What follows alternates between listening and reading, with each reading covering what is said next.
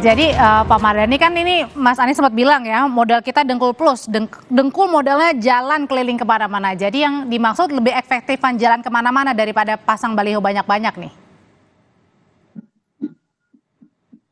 Masih di mute Pak Mardhani. Nyuwun sewu. Ya.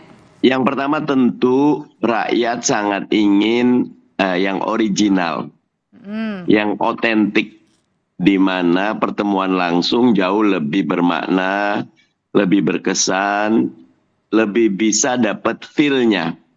Mas Anies Baswedan bersyukur muter terus Jawa, Sulawesi, Sumatera, Kalimantan, bahkan ke Bali, Nusa Tenggara Barat. Dan dari pertemuan itu bukan cuma kampanye yang didapatkan, tapi fakta di lapangan bahwa kita masih punya banyak masalah, bahwa Indonesia tidak sedang baik-baik saja, dan bahwa pemilih itu cerdas dan bersyukur acara Desak Anies itu rame sekali karena itulah kampanye yang mencerdaskan. Itulah kampanye yang menaikkan kelas demokrasi kita. Tapi bukannya bisa jadi dengan pemasangan baliho juga ini untuk menjangkau yang tidak terjangkau di daerahnya? Setuju. Kalau ada uangnya pasang baliho. Walaupun tentu kami melihat kalau ketimbang baliho ya lebih enak kita bisa bantu langsung. Begitu. Jadi dananya terbatas untuk pasang baliho ya lebih baik turun maksudnya gitu? Kalaupun ada tidak akan semasif kawan-kawan sebelah ya, karena buat kami yang terpenting adalah masyarakat kalau popularitas sudah tahu kok.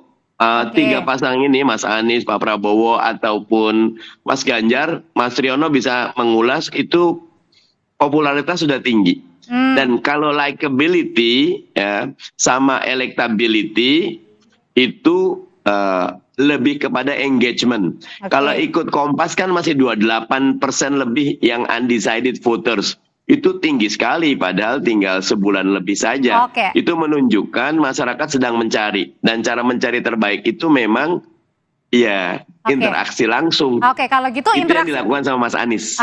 Yang baiknya yang mana yang dicari sama masyarakat begitu Mas Tri? Lebih ketemu masyarakat atau pasang baliho atau spanduk?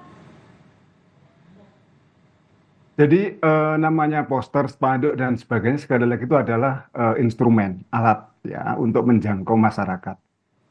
Kita tidak bisa menggeneralisasi bahwa semua orang suka baliho.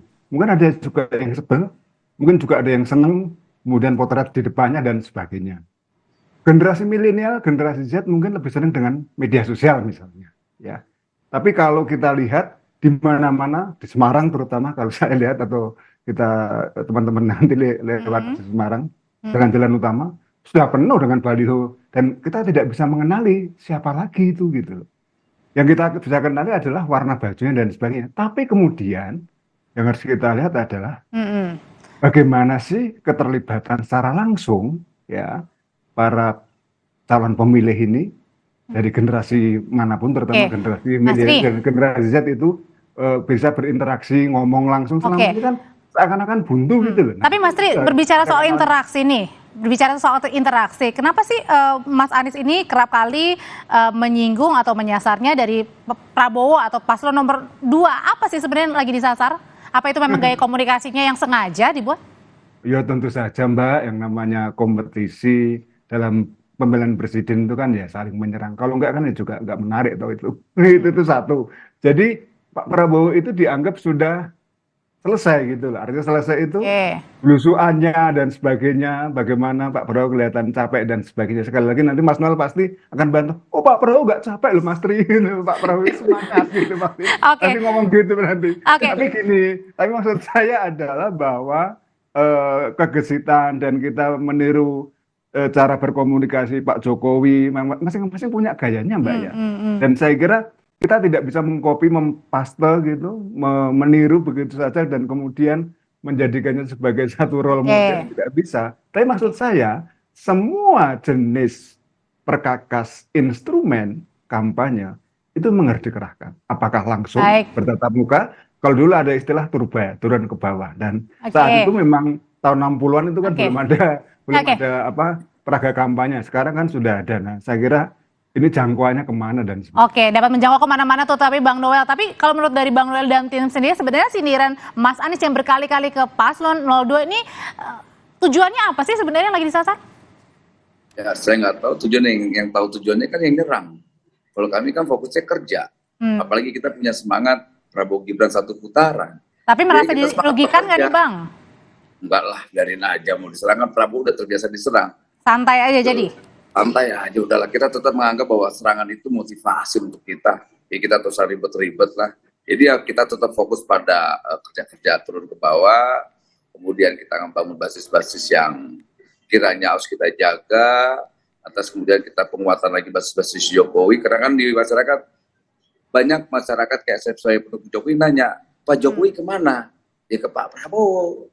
Apalagi di kawan-kawan misalnya kayak saya, kebetulan hari ini ada di Kalimantan Utara, banyak tuh masyarakat, apalagi kalangan Bugis yang susah menyebut Prabowo, dia bilang Praroro katanya, dia bilang Praroro. Jadi ya kita menjelaskan nih, anaknya Pak Jokowi itu ada Pak Prabowo sebagai wapresnya, makanya mereka semakin semangat nih mendukung Pak Prabowo. Gitu. Tapi masing-masing intinya punya gaya masing-masing ya untuk berkomunikasi ya ke bawah ya.